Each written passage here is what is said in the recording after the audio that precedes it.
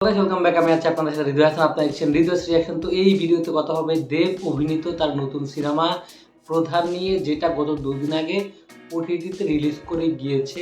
এবার এখানে দেব ছাড়াও কিন্তু বেশ কয়েকজন বড় বড় অভিনেতা কাজ করেছেন। তার মধ্যে পরাণ বন্দ্যোপাধ্যায় বা অনির্বাণ চক্রবর্তী, সোহম, ফরহাদ মুখার্জি সহ আরও বেশ কয়েকজন বড় বড় অভিনেতা এই সিনেমার মধ্যে রয়েছে।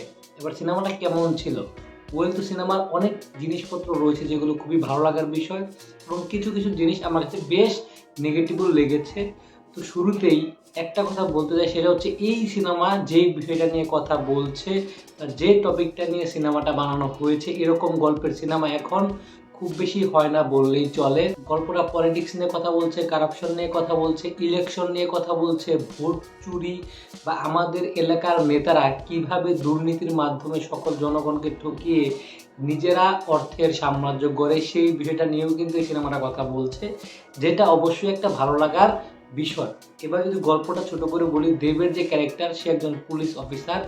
এবার তার বিয়ের দিন তার ট্রান্সফারের একটা খবর আসে, এবং ওই এলাকায় ফেয়ার ইলেকশন হয় না বললেই চলে, এবং দেবকে দায়িত্ব দেওয়া হয় এলাকায় একটা ফেয়ার ইলেকশন দেওয়ার জন্য।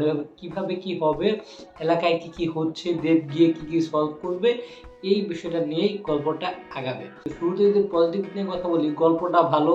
তাছাড়া এখানে যে সকল অভিনেতাদের নেওয়া হয়েছে তারা সকলেই খুবই ভালো অভিনেতা, এবং তারা ভালো অভিনয় করেছেও, এটা একটা ভালো লাগার বিষয়। তাছাড়া দেবকে আমরা অনেকদিন পরে একটু হলেও মাসি অবতারে দেখতে পেলাম, যেটাও এই সিনেমার মধ্যে বেশ ভালো ওয়ার্ক করে।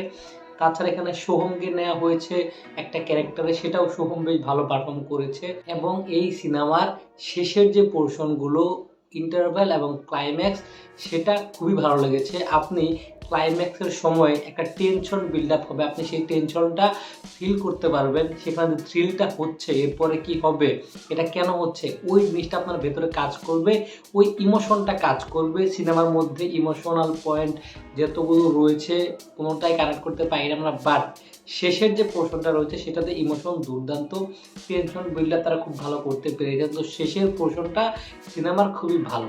এবার যদি চলে আসে সিনেমার নেগেটিভ পয়েন্ট, তো প্রথম নেগেটিভ পয়েন্ট হচ্ছে সিনেমার রানিং লেন্থ। সিনেমাটা অনেক বড়, এবং সিনেমার মধ্যে অনেক কিছু ঢুকিয়ে দেওয়া হয়েছে যেগুলোর দরকার ছিল না বললেই চলে। পরাণ বন্দ্যোপাধ্যায়ের একটা ফ্যামিলি ড্রামা দেখানো হয়েছে তার ছেলের সাথে, যে জিনিসটা আমার মনে হয় গল্পের সাথে মানে ওইভাবে যৌক্তিক নয়। তাছাড়া এখানে আরও কিছু পোর্শন রয়েছে যেগুলো দেখলে আপনার মনে হবে আপনি একটি বাচ্চাদের সিনেমা দেখছেন। যেমন এখানে পরাণ বন্দ্যোপাধ্যায়ের একটা অ্যাঙ্গেল রয়েছে, সে আগে হেডমাস্টার ছিল, সে বাচ্চাদের পড়াতো, বাট সে এখন বাচ্চাদের পড়াবে না বা পড়ায় না।